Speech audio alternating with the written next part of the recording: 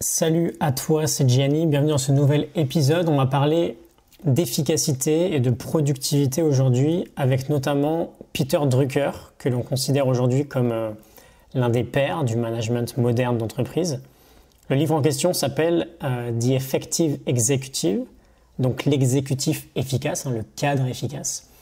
Et on va parcourir aujourd'hui les 5 pratiques, les 5 habitudes qui, selon lui, façonnent un exécutif efficace. C'est bourré de sagesse, on ne perd pas de temps, on y va.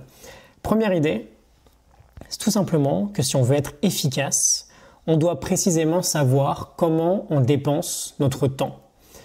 Combien de temps on passe sur telle ou telle tâche, combien de temps on se laisse distraire. En réalité, ce n'est pas une étape très difficile, il suffit juste de traquer, de prendre quelques jours et de noter simplement ce qu'on fait au quotidien, combien de temps on met à le faire.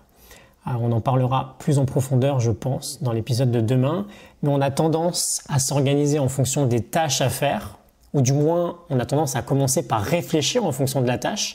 C'est bien plus efficace de réfléchir en fonction de son temps disponible. Deuxième idée, on veut se concentrer sur la contribution extérieure. Nos efforts doivent être orientés sur les résultats plutôt que sur le travail. Et donc on commence par cette simple question, quels résultats sont attendus de moi ? Ou si on est entrepreneur, et ça peut paraître évident, parce que ça l'est, quel résultat je veux moi-même obtenir. En d'autres termes, on oriente plus notre esprit vers la question « qu'est-ce qui doit être fait ?» plutôt que « qu'est-ce que je veux faire ?» Troisième point, on construit sur nos forces et pas sur nos faiblesses, nos propres forces, celles de nos équipes et celles de la situation en général. On commence par les choses que l'on sait faire et pas par celles que l'on ne peut pas faire. Quatrième point, on doit être capable de se concentrer sur les domaines de performance qui vont nous produire un maximum de résultats. Donc on veut devenir très bon dans l'idée de se fixer des priorités efficaces ainsi que des décisions efficaces. Il nous dit son fameux gimmick « Do first things first, second things not at all ». Soit on fait ce qui importe en premier, soit on ne fait rien. Et il y a plusieurs idées intéressantes dans ce point, notamment la première, c'est de viser le fameux 20-80, la loi de Pareto, de se concentrer sur les leviers les plus importants. Et la seconde qui est, et on y revient toujours, que l'on veut faire ce qui doit être fait en priorité et pas se laisser distraire. J'ai pris cette habitude de faire ma première session de deep work très tôt le matin, avant même que les autres se réveillent, et ça change tout quand on est créatif avant d'être réactif. J'ai préparé cet épisode, par exemple, il n'était pas encore 7 heures. Et c'est la chose que j'ai fait en premier parce que je sais qu'aujourd'hui, le plus important pour moi est que je publie un épisode chaque jour. Donc quatrième point, la concentration. On en parle très honnêtement quasiment chaque semaine depuis le début de l'aventure parce que c'est plus qu'essentiel. Et enfin, cinquième point, donc on a parlé jusqu'ici de temps, de résultats, de nos forces, de concentration. Le dernier point, c'est la décision efficace. C'est le système en fait.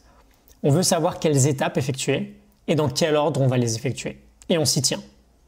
On veut éviter de prendre des décisions sur le coup de l'émotion et surtout d'en prendre beaucoup dans un laps de temps assez court. On veut viser des décisions peu nombreuses, mais fondamentales.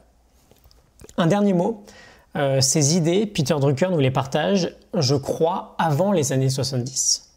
C'est super fascinant à quel point c'est toujours d'actualité 50 ans plus tard, surtout le quatrième point, la concentration.